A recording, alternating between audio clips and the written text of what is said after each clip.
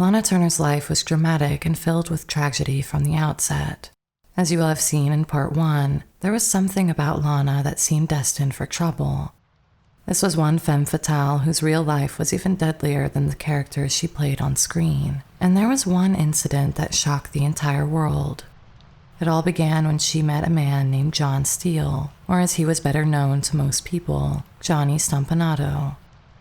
In the second part of the life story of Lana Turner, we are looking into every wild detail about that murder trial. Welcome to Hollywood Mysteries.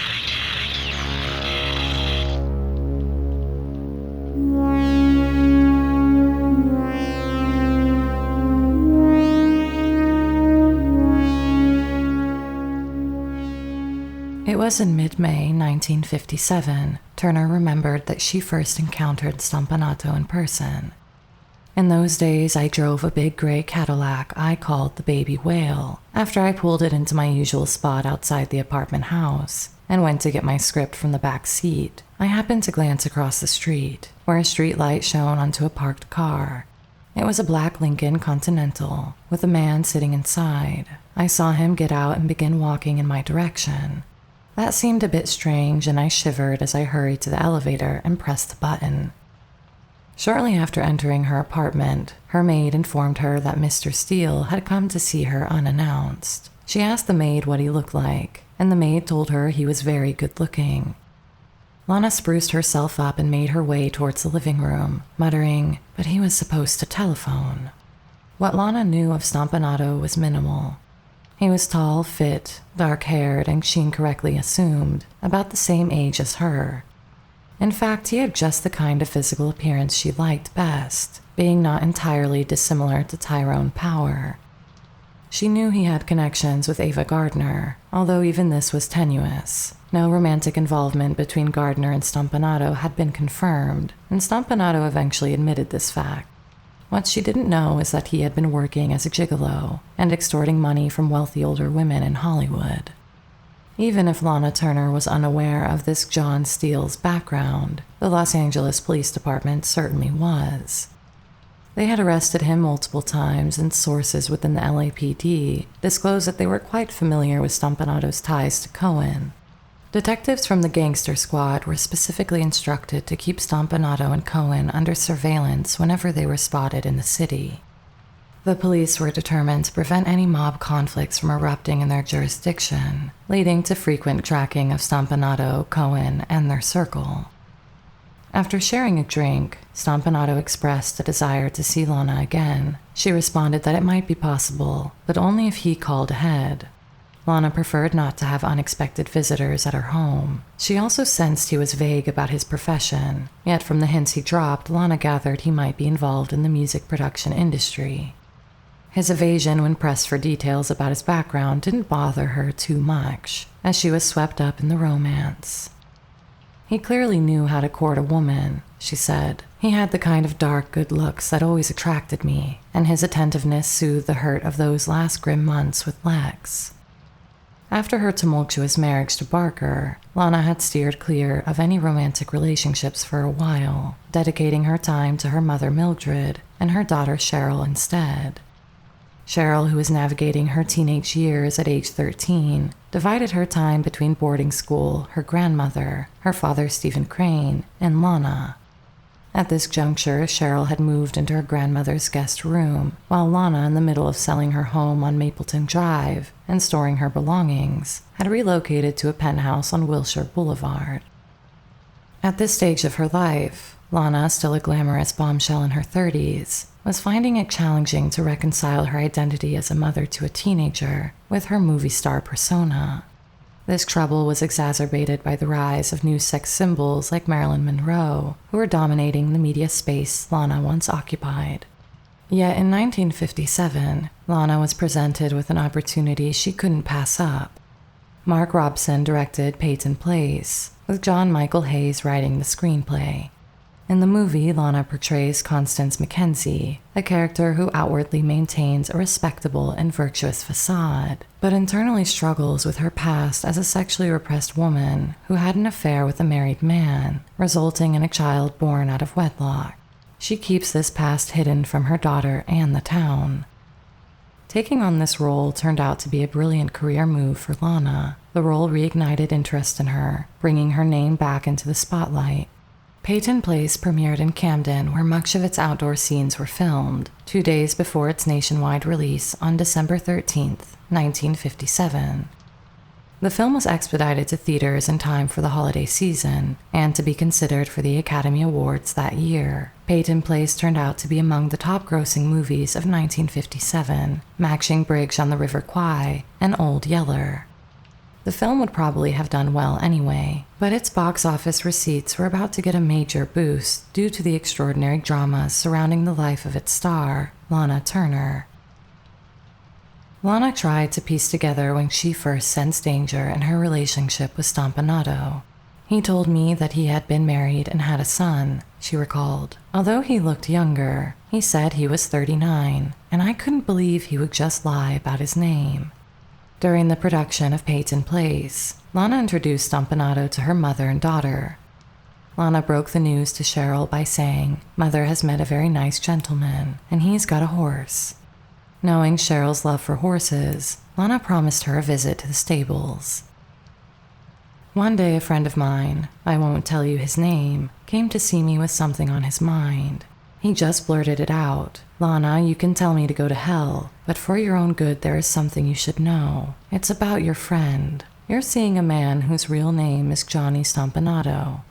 But that's impossible. He wouldn't lie to me. We care for each other.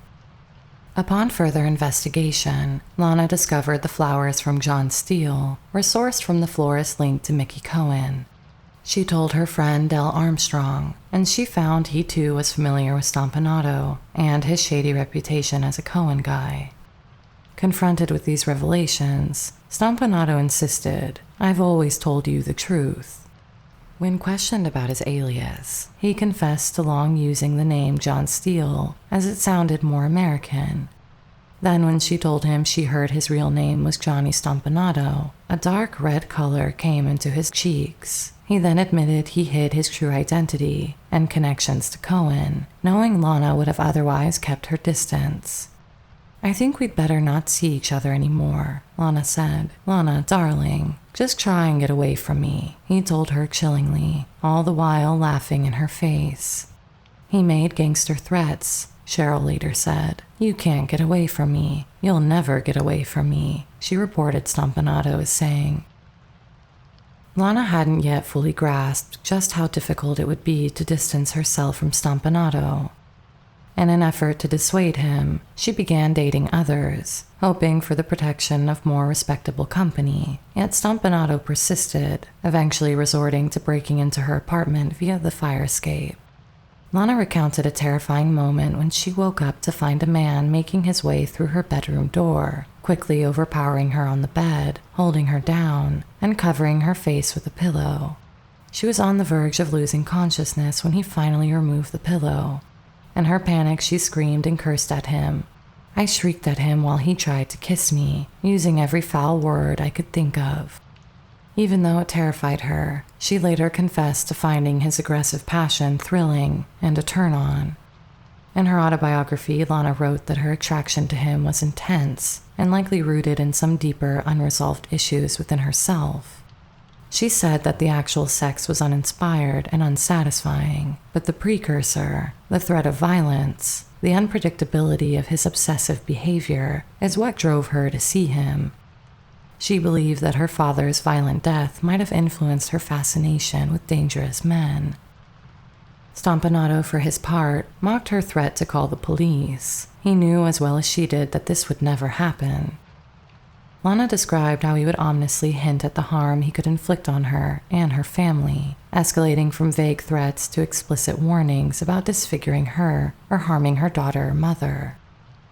She was now in turmoil, but a movie role offering Lana a chance to work in London appeared as a potential way out. However, Lana was conflicted, torn between the desire for escape and the allure of the dangerous relationship. She took the role and departed for Britain to begin working on Another Time, Another Place, alongside Sean Connery. But her escape plan would be short-lived. Stomponato was soon on a flight to England, and he made a beeline for her studio. Lana told him he couldn't visit her on set as it disturbed her work, which sent him into a violent rage during which he strangled her. Terrified, she and her makeup artist conspired with the British authorities to have Stomponato deported from the country. However, he got wind of the plan and came storming back onto set, believing it was a ruse so she could have an affair with her co-star Connery.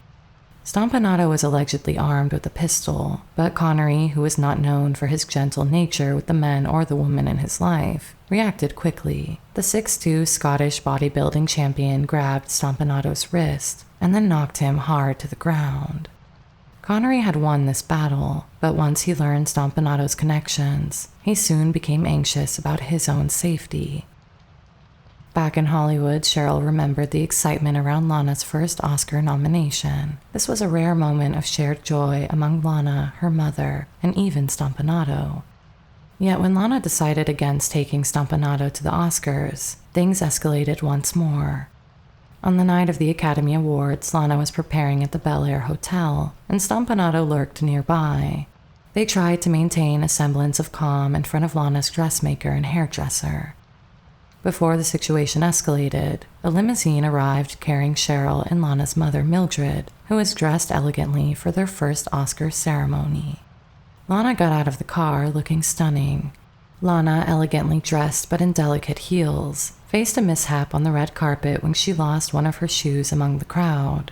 Despite the setback, she proceeded inside, attempting to conceal her bare foot until she reached her seat. Her publicist then went outside to search for the shoe, as Lana had to present on stage soon and couldn't possibly appear in front of the whole theater and on national TV with just one shoe. Later, as John Wayne presented the Best Actress nominees, Lana watched herself in Peyton Place on the screen above the stage. She and Joanne Woodward were the only Best Actress nominees present, drawing all the attention to them. Lana was certain she wouldn't win and felt surprisingly calm as the names were read out, before they even announced it. I knew Joanne Woodward had won, and God knows she deserved the honor for her multiple roles in The Three Faces of Eve. After the ceremony ended, Lana, along with her mother and Cheryl, exited the theater to go to the Beverly Hilton for the celebratory ball. Unfortunately, their driver had dozed off in the limousine and was late for the pickup. When their car didn't show up, they hopped into a cab for the brief ride to the after-party. That night, all of my tensions just seemed to float away on the wave of sound Lana remembered of the post-Oscar celebration. She believed the evening spent away from Johnny and amidst the glamorous Hollywood crowd was just the tonic she needed. Lana danced through the night, putting aside her home life to reconnect with old friends like Clark Gable, Cary Grant, Sean Connery, and others. When the party wound down, she, her mother, and Cheryl took the limousine home. They dropped her mother off first before heading back to the Bel Air Hotel. Lana had asked Cheryl to stay over since it was late. Cheryl recalled, "When we got back to the hotel, I spent the night with her after the awards. He was there." Unaware of Johnny's presence, Lana and Cheryl only noticed music playing in the suite upon entering. It was not until Lana entered her bedroom and turned on the light that she saw Johnny waiting in the dark on the chaise lounge by her bed.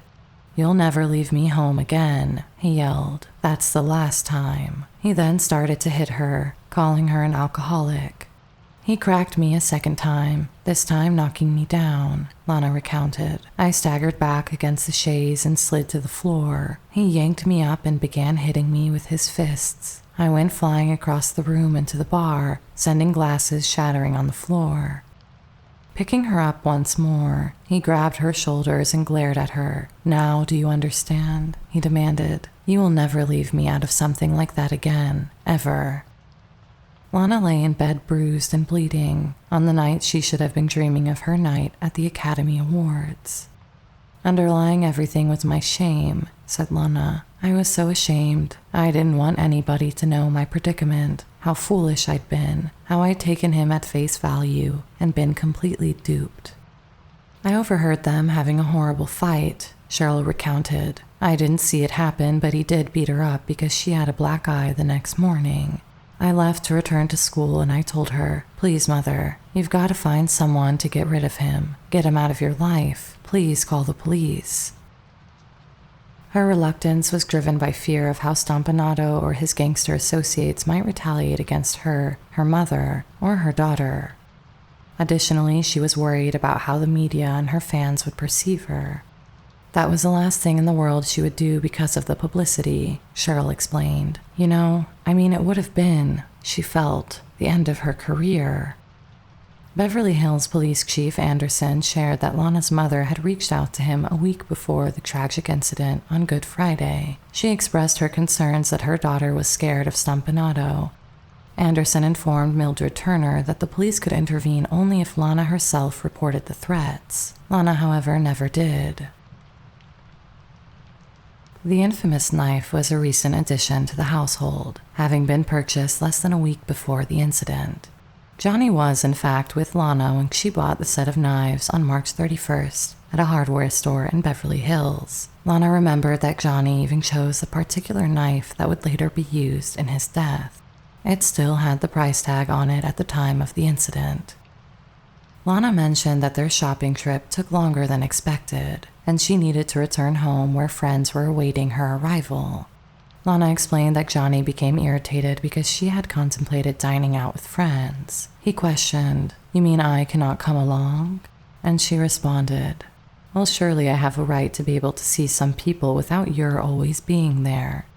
Johnny left home around 5:45 p.m., saying he would call her back between 7 and 7:30 p.m. "My friends left at about 6:45, Lana recalled, noting that Johnny indeed called her back around 7:50 p.m. and said he would be over shortly. While Johnny was away, a friend made a remark about Stomponato's age, suggesting he was younger than Lana had been led to believe. Lana was told by Johnny that he was in his 40s, but the friend insisted he had to be in his early 30s, having been a schoolmate of someone the same age. Upset that Johnny had repeatedly lied about his age, Lana confronted him that evening. They argued about his dishonesty and also about Lana's refusal to give him $3,600 to settle a gambling debt. Upstairs, Cheryl had changed into a robe. She settled into her room, turned on the television, and started working on a school term paper. "I was doing homework, a paper, and they started having a big argument," Cheryl recalled. She noted that the argument seemed minor at first, but quickly escalated. Lana mentioned that the argument began downstairs but soon moved upstairs to her bedroom, with both speaking over each other, Johnny more aggressively. Lana told him, "There's no use discussing it any further, and I want you to leave me alone." He then grabbed her arms, shook her violently, cursed at her, and threatened, as he had before, that she would always be under his control. He said that she would have to obey his every command, or he would slash her face or break her legs. While watching the Phil Silver show on TV, Cheryl saw Lana enter her room to say that she and Johnny were finished, and he was about to leave. However, Johnny followed Lana into Cheryl's room and refused to depart, growing increasingly hostile and threatening. As the argument intensified, Cheryl felt increasingly worried that Johnny might actually kill her mother. She decided to look for something to protect herself and left her room, heading downstairs. "I ran down to the living room area and the kitchen, looking for something, anything. If I had found a baseball bat, I would have taken that, but I found a knife sitting on the counter. I grabbed that and I ran back up the stairs." When Cheryl returned upstairs, Lana and Johnny were still arguing in Lana's bedroom, but the door was open. Lana managed to pull away from Johnny, who had been holding her by the arms. I turned around and my daughter was standing there, and I said, "Please, Cheryl, please don't listen to any of this. Please go back to your own room." Lana didn't notice Cheryl holding a knife at that moment. She took the knife back to her room, hoping the confrontation would cease, but kept the knife nearby, in case he tried to hurt Mother, she later explained to the police. Cheryl found it nearly impossible to tune out the loud arguments coming from across the hallway in Lana's bedroom. He was in there with her, so being a nosy kid, I guess, I tiptoed down the hall to listen to what was going on, and got very, very frightened by the threats he was making against her and my grandmother and me. I mean, death threats that we would be cut into little pieces. We didn't see that kind of stuff on TV then, so this was very frightening. Outside the bedroom, Cheryl called out to her mother and Johnny, attempting to break up the fight. I was, hoping to get them apart, Cheryl remembered. Cheryl, get away from that door, Lana ordered. I'm not going to tell you again. Yet Cheryl stayed put. She kept asking her mother to cease arguing and to open the door. And she wouldn't open the door, Cheryl stated. She said, go back to your room. John is leaving, and of course he didn't leave. And then I started hearing the threats that he was making, that he was going to cut her face, that he was going to kill my grandmother, and I'll get your daughter too. Cheryl heard Johnny threaten, you'll never get away from me. I'll cut you good, baby. No one will ever look at that pretty face again. After a while, the noise subsided. With the bedroom door still shut, Johnny began to pack his belongings. He went to the closet and picked up a few of his clothes hanging on heavy wooden hangers. Meanwhile, Cheryl, anxious from the silence, feared for what might have happened to her mother. Knife in hand, she urged her mother to open the door once more. This time, Lana complied. I'm not sure how long Cheryl was outside the door. I know that when I opened it at one point, she was there. As Lana opened the door for Johnny to leave, she stood between Cheryl and Johnny. He was facing the door, looking at Lana with his arm raised, holding the clothes over his shoulder. With Lana positioned between Johnny and Cheryl, their views of each other were obstructed. As Johnny moved toward the doorway with his arm raised, Cheryl perceived a threat. It looked like he was about to hit Lana with some kind of weapon. Entering the bedroom and moving past Lana into Johnny's path, Cheryl extended her arm with the knife in her hand. Lana did not notice the knife and thought Cheryl had punched Johnny in the stomach. Stomponato staggered backward, gasping and jerking as though struck, and exclaimed his final words. Oh my God, Cheryl, what have you done? To Lana, the situation looked bizarre at first. They came together, they parted. He grabbed his stomach, walked a bit, turned halfway and collapsed onto his back.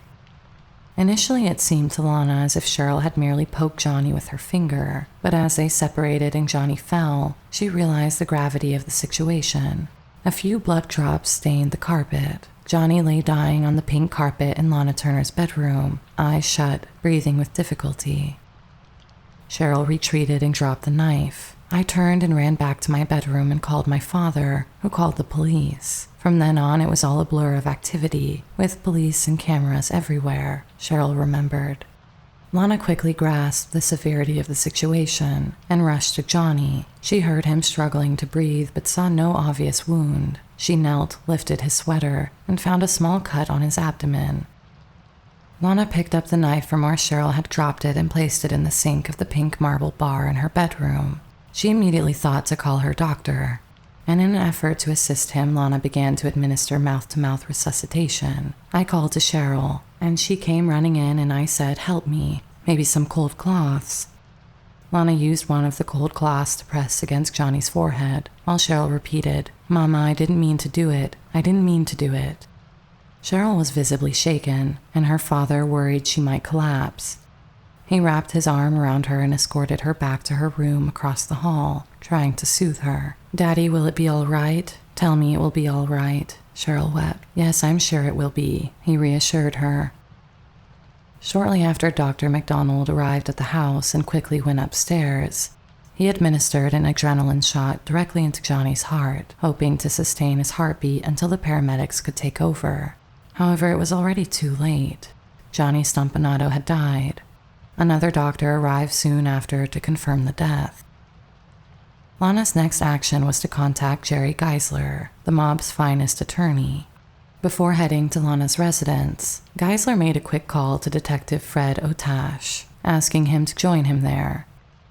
Otash, a former Hollywood police officer now working as a private investigator for Hollywood Research Incorporated, was well known for providing salacious details to the scandal magazine Confidential. Geisler preferred having Otash on his side rather than against him, gathering information for the press. Fred Otash later claimed he was at the scene before the police and ambulance, even asserting he removed the knife from the deceased's body, though his account is questionable. He also claimed he had placed the knife in Cheryl's hand to ensure her fingerprints were on the murder weapon, a claim many believed was exaggerated to enhance his own reputation and promote his books. When Geisler and Otash reached the Turner home, Lana was crying and Cheryl was deeply distraught and in shock. Johnny Stomponato's body was still warm, positioned in the middle of Lana's bedroom. It was then that Stephen Crane decided to call the police. The Beverly Hills police arrived shortly thereafter, and the press descended on Lana's home swiftly, even before the coroner could remove the body. Beverly Hills at that time was rather small. The police station was only 3 blocks away. Upon arriving at the Beverly Hills police station with Police Chief Anderson, Cheryl was taken to an interview room to undergo the first of several interrogations regarding the events of April 4th. With her mother by her side, Cheryl described the harrowing events from earlier that day, assisted by Police Captain Ray Borders. The night sky over Bedford Drive was lit by camera flashes as the door to Lana's home opened, and coroner's officers moved Johnny Stomponato's body onto the brick driveway and into a waiting black Dodge coroner's van for transport to the morgue. At the police station, Cheryl was taken into custody and processed meticulously. I think that they were so careful to make sure they dotted all their I's and crossed all their T's, Cheryl later reflected, and they didn't want anyone to think they showed favoritism, a star's kid or anything like that, because they kept me overnight at the Beverly Hills police station in a cell. At the same time, Mickey Cohen was called to the morgue to identify Johnny Stomponato's body. As his employer and friend, Cohen had facilitated Stomponato's access to Lana's private contact information. Cohen used his connections to monitor Lana's movements, including her companions and destinations. Cohen's intentions were not altruistic. He believed he might leverage the details of her affair with Johnny for personal gain. Now, with Stomponato dead, Cohen considered how he might benefit from the situation. After his visit to the morgue, Cohen told reporters, "I don't like the whole thing. There's lots of unanswered questions. I'm going to find some of those answers, no matter what happens." By the next morning, the media frenzy was in full force. While initial news stories that morning might have included Bob Hope's announcement of a book about his trips to Russia and MGM's major promotion of Ben-Hur, these were quickly overshadowed and replaced with headlines declaring that Lana Turner's daughter had killed her mother's lover. Once the news spread, newspapers across the U.S. and internationally began covering what would become the biggest Hollywood story of the century. The media zeroed in on Lana and Johnny's tumultuous relationship, scouring for any detail from the previous year. Reports surfaced about Lana's fear for her safety, including her statement to the police that Johnny had once threatened to disfigure her face with a razor. At the same time, Mickey Cohen was navigating his own controversies, even as he attempted to shape the narrative surrounding Lana and Johnny. On the very day the scandal exploded in the press, Cohen was convicted for assaulting a waiter in an incident that had occurred earlier in the year. Johnny's brother, Carmine Stomponato, came to Hollywood to retrieve his brother's remains. An American flag was placed at the foot of his coffin during his funeral to honor his military service. Johnny's stepmother expressed her frustration, asserting that his name is being slandered by Lana and the media, and that they are saying things that couldn't be possible. Shortly after Stomponato's death, one of Lana Turner's lawyers, Louis Blau, brought a packet of film negatives to her house. These photos depicting a naked, sleeping Lana were reportedly taken by Johnny. The lawyer obtained them from Lana's maid, Arminda, who said Stomponato had given her an envelope just before he left for England. He described the contents as extremely valuable to him and instructed her to keep it safe until he could retrieve it. Arminda reportedly never looked inside but locked it in her car trunk and forgot about it until after Stomponato's death. She then handed it over to Lana's lawyer to assess its relevance to the case. The envelope also contained photos of Stomponato with another woman. Lana later speculated in her autobiography that Stomponato might have drugged her and taken the photos without her knowledge, planning to use them for blackmail. Lana destroyed the negatives by burning them and disposed of the ashes in the toilet. Had Mickey Cohen accessed these photos, it would have been disastrous for her. Despite losing the photos, Cohen was aware that Johnny had kept love letters exchanged between him and Lana over the past year. He instructed one of his men to break into Johnny's apartment, retrieve the letters, and bring them to him. Cheryl was formally charged as a juvenile offender shortly afterward and spent several days and the following weeks in detention, isolated from her mother as authorities unraveled the sordid details leading to her arrest. She reportedly said, "I am pretty strong, stronger than mother is," but also expressed, "I wish I could be like my mother. I wish I could cry." Lana and her ex-husband were granted special permission to visit their daughter on Easter, arriving in 2 Cadillacs at the electronic gates of Juvenile Hall, where they were allowed to see her while other parents waited until the standard 1 p.m. visiting hour. On Monday morning, Cheryl appeared before a probate judge for a pre-detention hearing. Both sides were given the opportunity to speak, and Jerry Geisler argued to the judge that Stomponato's death was justifiable homicide, requesting that Cheryl be released into her grandmother's care. Upon hearing of Stomponato's death, Sean Connery was advised to stay out of sight due to his earlier confrontation with Stomponato on the set of Another Time, Another Place. Connery decided to hide after rumors surfaced that Mickey Cohen was linking Johnny's death to an alleged affair between Connery and Lana. Cohen allegedly told Connery, "Get out of town or a contract will be put on your life." Worried that the mobster might target anyone linked to the murder, Connery left the Hollywood Roosevelt Hotel where he was staying and moved to a secluded guest house outside Los Angeles until things settled down. He avoided Lana and was concerned for both his safety and his career, particularly since he had recently been cast in Walt Disney's Darby O'Gill and The Little People. Connery feared that any scandal involving him could lead to his dismissal due to the mismatch with Disney's family-friendly image. He maintained a low profile and managed to retain his role, whereas Lana's career faced bigger risks. Meanwhile, Cohen aimed to challenge the narrative of Lana as a victim, releasing the stolen love letters to the media. The Los Angeles Herald-Examiner first reported, a pack of letters, possibly Lana Turner's purported purple love missives to Johnny Stomponato, mysteriously disappeared from his apartment on the very night he was stabbed to death in the actress's home, West Hollywood police learned yesterday. A burglary report was filed by the building's owner, who mentioned that a shaving kit and a pack of letters had been taken from the apartment sometime between the afternoon of Good Friday and the morning of Saturday. Just days before the inquest, the newspaper published all the content of the 12 letters exchanged between Lana and Johnny, revealing a very personal and intimate side of their relationship. Lana referred to Stomponato with endearing terms, like "my dearest darling love," "honeypot," "darling papito," and "daddy darling." Early letters spoke of our love, our hopes, our dreams, our sex and longings, while later ones showed Lana's request for space, saying, "You must let me alone in my own world for a while." The affair was now public knowledge. Cohen justified leaking the letters by stating, "I thought it was fair to show that Johnny wasn't exactly unwelcome company like Lana said."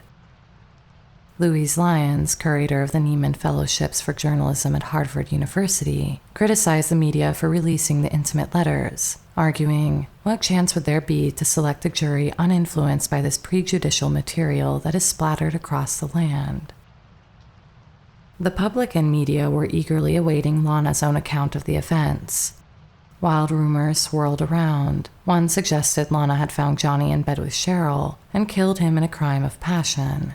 However, these stories were nothing more than rumors, fueled more by gossip than by verified facts. By April 9th, it was evident that Lana would need to testify at the coroner's inquest to present her version of events and address the media. On April 10th, news outlets announced that Lana would indeed testify the following day. Following her testimony, Lana was visibly exhausted. After spending over an hour on the stand answering questions, those present described her as on the brink of collapse. As she left the stand, the coroner called for a short recess, and the press quickly swarmed the film star. She nearly fainted until Jerry Geisler guided her away from the crowd. Inside the deliberation room, the 12 jurors debated the evidence and what it signified. 2 jurors were inclined to suggest Cheryl be tried for what they perceived as a crime, but the majority believed she had acted in defense of her mother's safety. It took less than 30 minutes for the 10 jurors to persuade the others to agree with a verdict of justifiable homicide, reaching a unanimous decision, though unanimity was not required. Back in the courtroom, the jury announced that acting out of fear for her life and for her mother's life, Cheryl Crane was justified in using deadly force to stop John Stomponato. Lana had just arrived home when she received the verdict. "Thank God," she expressed. She collapsed into the arms of attorney Geisler and had to be sedated and put to bed. Cheryl was not present during the reading of the decision. Her father, Stephen Crane, was visibly emotional and wept as he listened. Despite the verdict, Cheryl wasn't completely cleared yet. She had overcome the most challenging part, but a formal court hearing was scheduled for April 24th to determine her release. The court required Cheryl to stay in juvenile detention pending agreement with the inquest's findings. While Cheryl remained detained, Lana and her father made frequent visits to support her and reassure her that the ordeal was almost over. Her father even brought boxes of candy for Cheryl and the 19 other girls detained with her. On April 24th at 2 p.m., Cheryl and her parents convened in a closed courtroom in Santa Monica before Judge Alan T. Lynch to determine her future. While there was speculation about whether Cheryl might be placed in foster care or custody given to her mother, father, or grandmother, it was generally believed that Judge Lynch, a father himself, would not charge Cheryl with murder. After a discussion with Cheryl, Judge Lynch issued his decision. Cheryl was to be placed under the care of her grandmother, with both parents granted visitation rights once a week. The emotional session concluded with the arrangement set to last for 60 days, after which the judge would consider any necessary adjustments. Rumors persisted that Cheryl had covered for her mother and that Lana had actually been the one to fatally stab Stomponato. However, neither woman ever confessed to such an act, and no evidence supporting this theory emerged. In the wake of the trial, Paramount expedited the release of Another Time, Another Place, hoping to capitalize on public curiosity about Lana Turner. Unfortunately, the film performed poorly at the box office, and Lana's production company bore the financial brunt of its failure. Feeling that the public had turned against her and facing mounting legal fees and debts, Lana believed her career was over. Compounding her troubles, the Stomponato family filed a civil lawsuit against Lana and Steve for $762,500, alleging their negligence had provoked Cheryl to inflict the fatal wound. One allegation even suggested that Johnny had been stabbed by Lana while he was laying down, pointing to the lack of blood in the room as evidence that he couldn't have been standing when stabbed. Lana was compelled to testify once again in a closed court setting. Geisler managed to prolong the proceedings until the Stomponato family agreed to settle for just $20,000. Lana received a substantial support from her fans and a flood of supportive letters, even amid criticism of her parenting. She prepared to return to the big screen, her first appearance since the real-life tragedy. This dramatic comeback could show Hollywood that the star was determined to fight back. If there was anyone accustomed to rebounding from setbacks brought on by whirlwind romances, it was Lana Turner. She would pick herself up, shake off the dust, and move on to the next charming man and glamorous movie role. While some might have anticipated Lana to retreat from the public eye for a considerable period, the legal troubles of 1958 had taken a toll not only on her public image, but also on her finances. Lana needed to return to work. Ross Hunter offered Lana an extraordinary opportunity when he proposed that she star in a new modern version of Fannie Hurst's 1933 novel, Imitation of Life. Universal executives thought Hunter was insane for considering Lana for the lead role in his next movie. "That's exactly why I wanted her," Hunter recalled. "It was 2 months after the incident, and everyone else in the industry saw her as washed up and untouchable." Initially, she rejected the script because she found it mirrored her own life and issues with her daughter too closely. Hunter didn't give up. He kept persuading Lana. He even sent her dozens of roses to persuade her to discuss the script with him. Eventually, she agreed, and they met on Malibu Beach, where he read the script to her as they walked. She cried through most of it, Hunter claimed. What ultimately convinced Lana was the promise of a glossy, glamorous soap opera directed by Douglas Sirk, featuring gowns by Jean-Louis and jewels from Laken et Compagnie. Lana was offered only a modest salary. However, Hunter managed to negotiate a deal giving her half of the net box office profits if the film succeeded. Another benefit for Lana was the opportunity to star alongside the dashing John Gavin. Upon its release, the movie was a huge success. To promote the film, Hunter arranged an unusual cross-country tour for Lana, a strategy not commonly used by producers at the time. The studio also made a move by releasing the film simultaneously in both white and black movie theaters in the South, diverging from the typical practice of delaying releases in black theaters. Imitation of Life became Universal's highest-grossing film for the next decade and was Lana's most successful movie ever. The film, costing about $2 million to make, grossed $6.4 million during the initial U.S. release and ranked 5th in that year's box office earnings. By 1970, it had earned over $25 million worldwide. Lana's share of the profits reportedly amounted to as much as $11 million in the years following the film's release. Financially, Lana was set for life, but her comeback meant more than just money. It was about her image, her career, and her ongoing stardom. Her fans had stood by her. However, not everything was perfect. As we got off the train in Chicago, Lana was shot at, Ross Hunter remembered. He was uncertain if it was by a member of the Stomponato family or a gun-happy fan, but noted, being the trooper that she was, Lana still got up on those stages to be interviewed before each and every showing of the movie. During the production of Imitation of Life, Lana Turner began to re-engage with the social world, though she steered clear of Hollywood premieres and major events. She did, however, attend some similar gatherings. At one such dinner party that summer, she met Fred May, a real estate businessman going through a complicated divorce. May obtained Lana's phone number and soon invited her to his ranch. The pair clicked instantly and began dating regularly. Around this time, Lana starred in Portrait in Black, a suspense thriller where she played the wife of a controlling husband with terminal cancer. The husband owns a major shipping company in San Francisco and is treated by a doctor played by Anthony Quinn, who is secretly involved with his wife. The plot thickens as the illicit couple plots the husband's murder, only to discover that their secret is at risk of exposure.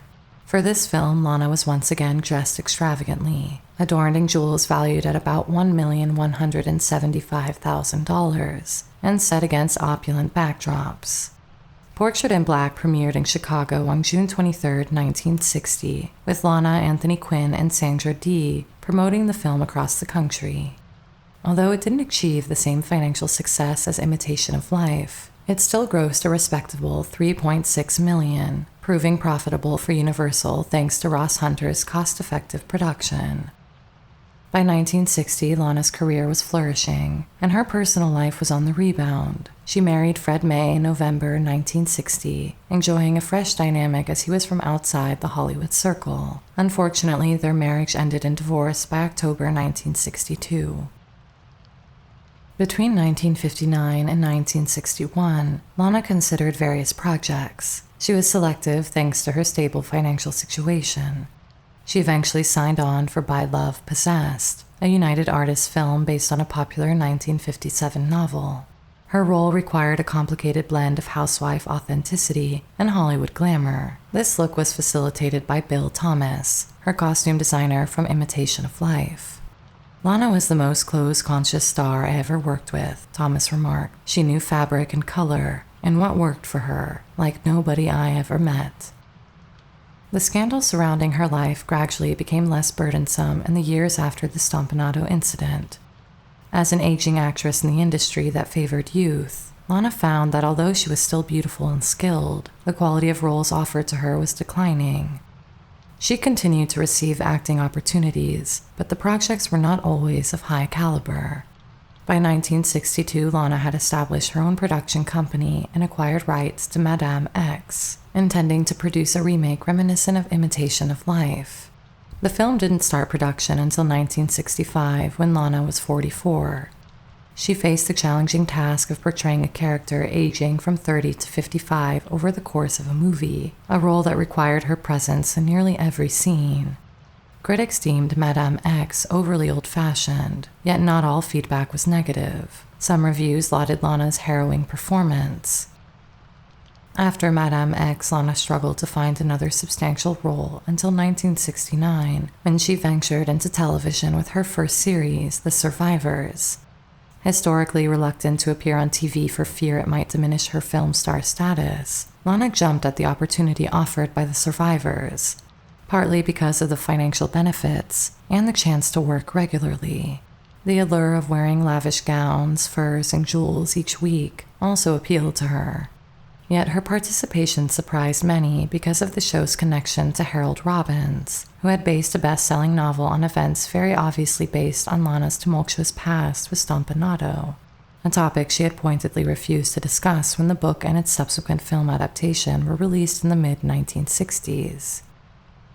Also in 1965, Lana became involved with a younger actor named Robert Eaton, who was a decade her junior. She confided to her friends that he was the first man who had truly satisfied her sexually, sharing stories of their escapades and days spent secluded in their bedroom. The couple married on June 22, 1965, in Arlington, Virginia at his family's home. After returning from overseas, Lana discovered that Eaton had been unfaithful to her in their own home and promptly ended the relationship. Besides television, Lana took a role in The Big Cube, a 1969 movie released by Warner Brothers. This suspense thriller, directed by Tito Davison and featuring Lana alongside Karen Mosberg and others, was one of her last major film appearances. The movie, which dealt with the dark side of LSD use, received limited attention and was mainly noted for its drug-centric storyline. This left many people unaware that Lana had participated in the film at all, as it did not fare well with viewers. By the 1970s, Lana Turner's career had begun to wane. When few film or TV offers came her way, she surprisingly turned to the stage for new opportunities. On June 8, 1971, Lana made her live stage debut in 40 Carats, which went on a 10-week tour through cities like Washington, Baltimore, New York, Philadelphia, and Chicago. In this play, she portrayed a glamorous 40-year-old divorcee who falls for a younger man, a role that Julie Harris had won a Tony for on Broadway in 1969. She was terrified of live performances due to her limited experience, her most notable live appearance being her 1958 Stomponato testimony. Lana was aware that unlike in film, there were no retakes or makeup teams to fix errors on stage. The producers persuaded her with luxury accommodations and a weekly paycheck of $17,500 for the 10 weeks. The clincher was the wardrobe, 14 stunning gowns designed by Nolan Miller. As the opening night approached, Lana's anxiety intensified. She drank heavily during rehearsals and even panicked over her ability to perform, leading a concerned friend to mistakenly call for medical help, fearing for her safety. When paramedics arrived at her New York hotel, a mortified Lana had to explain she was just overwhelmed by fear of her theatrical debut. Lana was also frustrated by the lack of star treatment she expected. Accustomed to Hollywood's pampering, she was surprised to learn she had to arrange her own transportation to rehearsals. While the play did bring her attention, critics had mixed reviews of her performance, some appreciating her glamour, while others criticized it as pretentious. When 40 Carats was adapted into a film in 1973, Lana was not considered for the lead role. The 1970s also reminded Lana of past troubles when Mickey Cohen, released from prison in 1972, re-entered the public eye.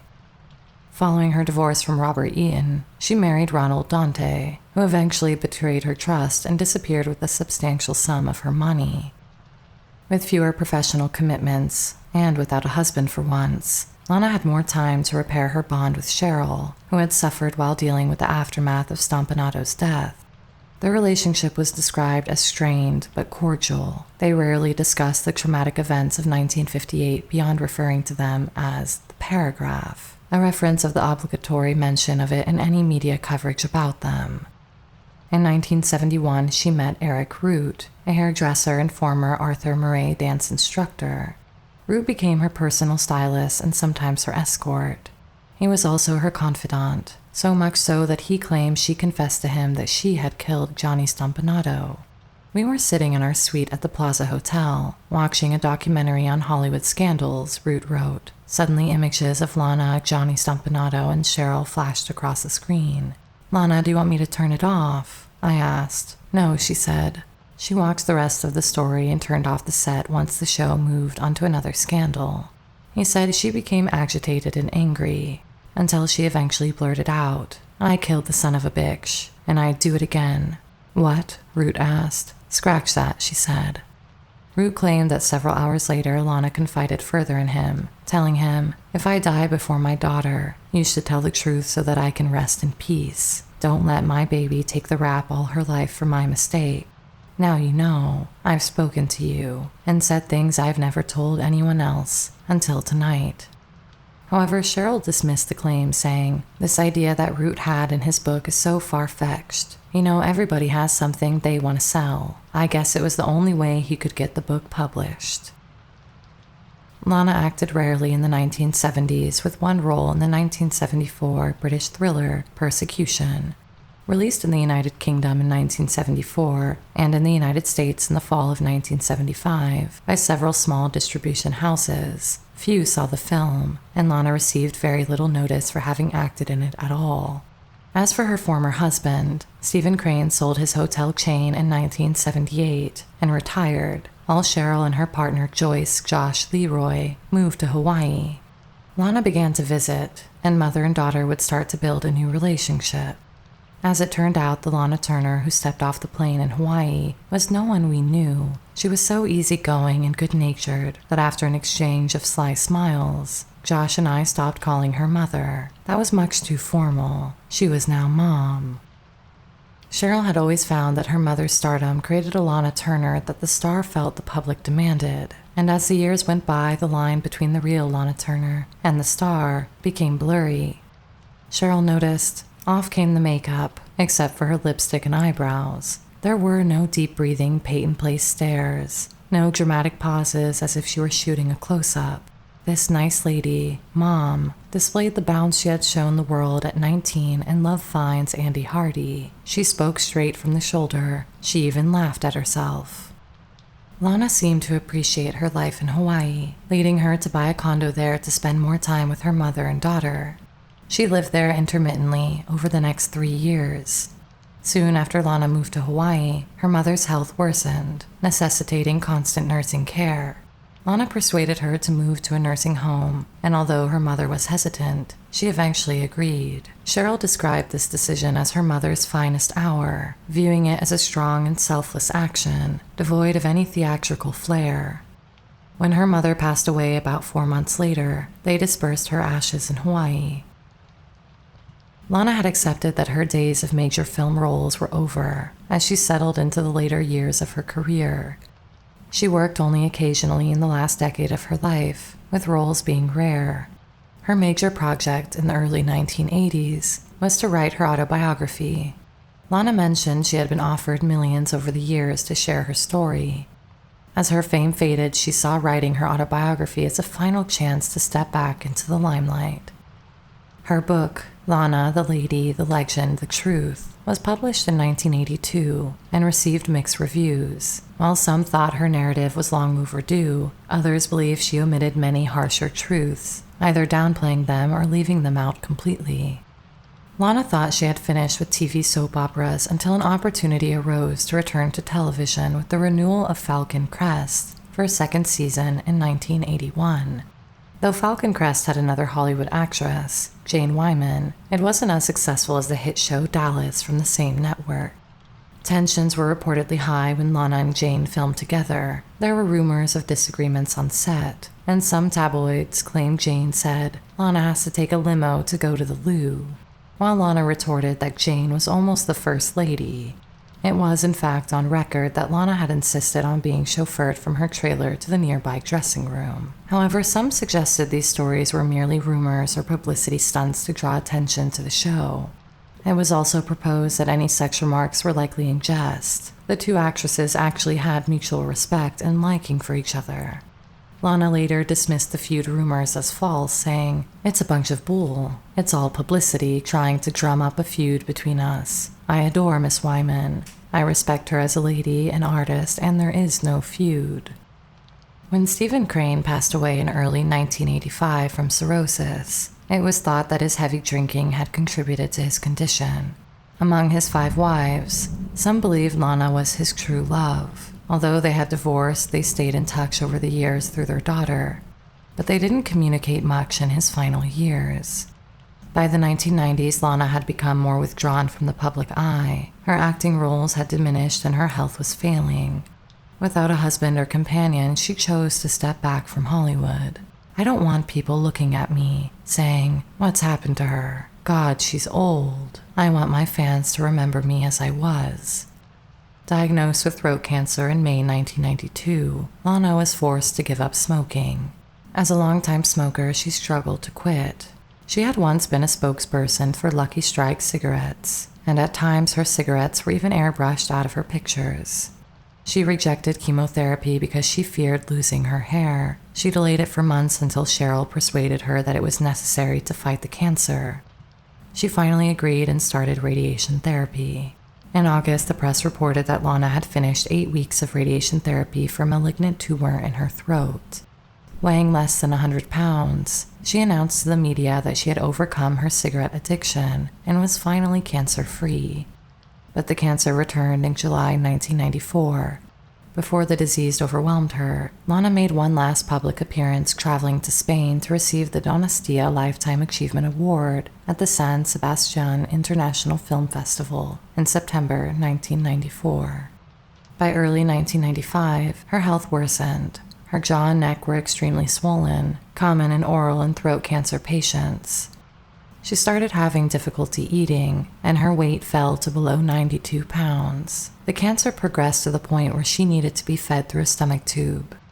Her weight dropped even further, to 85 pounds. She suffered greatly with only her daughter visiting and her maid, Carmen Lopez Cruz, mainly caring for her. Lana Turner passed away at home in Sanctuary City, Los Angeles on June 29, 1995, at the age of 74. She was cremated. Cheryl inherited most of Lana's personal belongings and $50,000 from her estate, which was rumored to be worth about $1.7 million. The rest of the estate went to Cruz, who had been her companion and maid for 45 years and was her primary caregiver during her illness. Cheryl contested the will, and reports suggest that much of the estate was consumed by probate costs, legal fees, and medical expenses, leaving little remaining. "My life has been a series of emergencies," Lana Turner once said, reflecting on her life. Although it may seem her life was filled with scandals, heartaches, and emergencies, it was indeed much more than that. Lana Turner began her Hollywood career at 16 in 1937 and remained in the spotlight ever since. By the 1950s, unlike many of her peers, Lana managed to survive in the industry. As a leading star of Hollywood's golden age, she had a voracious appetite for men. Lana married 8 times, involving 7 different men, and was celebrated for her many liaisons. Although tame by today's standards, 1950s Hollywood was seen as a place of rampant sexuality, far removed from the staid image of American suburban life. Lana Turner was the woman that other women fantasized about being, and as the saying goes, the woman that men fantasized about being with. As the traditional studio system began to decline, celebrities like Lana had to navigate their public image without as much studio support. Publications such as Confidential magazine thrived on exposing the less glamorous side of Hollywood life, and Lana frequently found herself in their pages. When her career seemed to be in jeopardy, she turned a scandal into a triumph. On the evening of April 4, 1958, Lana found herself in her opulent pink bedroom, holding a bloody kitchen knife with her deceased lover on her plush pink carpet. To protect her daughter, she chose to confront the situation head-on, publicly admitting to her errors in judgment concerning Johnny Stomponato, and testified about the dreadful incident that resulted in her daughter, at 14, fatally wounding a man connected to the Los Angeles mob. It was surreal then, and is no less so today. Rather than retreating from public life, Lana went back to work and starred in Imitation of Life, the most lucrative movie of her career. While not all of her work was critically successful or a hit at the box office, her fan base remained loyal. More than 65 years after the harrowing night in 1958 that could have ended her career or her life, Lana Turner's allure and intrigue persist. Thanks for listening through to the end of the second part of our Lana Turner story. If you missed the first part, there's a link down in the description where you can get all the backstory on her life. This reworking of our first episode was a way of saying thank you to all of our subscribers. We recently crossed 10,000, and we'd like to let every one of you know how grateful we are for the support. And if you haven't subscribed yet, make sure you do, and you can join in on our fun polls over on the community page. And of course, it's the best way to help us out. If you'd like more detail on Lana, Johnny, and other Hollywood mysteries, check out our members area and Patreon for exclusive weekly essays and other fun stuff. Also, check out our new sister channel, The Death Channel. Warning, this one is strictly for those who love the morbid, horrifying, and deathly. Link in the end of the screen. There is a link at the end of the screen. That's all for this episode. Sweet dreams.